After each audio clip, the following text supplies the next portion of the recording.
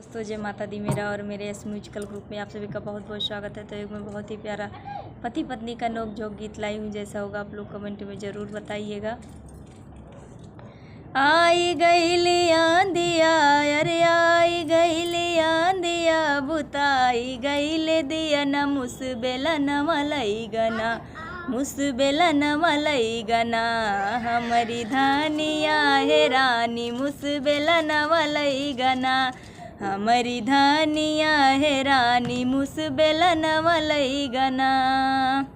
सासु हेर आड़ही, ननद हेर गड़ही, मोर बला मुआ हेर ना, मोर बला मुआ हेर ना। अरे सास हेर आड़ही, ननद हेर गड़ही, मोर बला मुआ हेर ना, मोर बला मुआ हेर ना। ओ है ऊखियार हरिया, मोर बला मुआ हेर ना। ओ है ऊखियार हरिया, मोर बला मुआ हेर ना।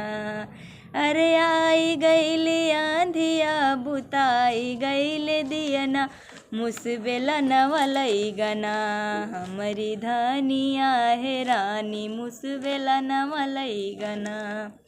सासुरों उसकी, ननद रों सूस की, बला मुआ रोवना, हो बला मुआ रोवना।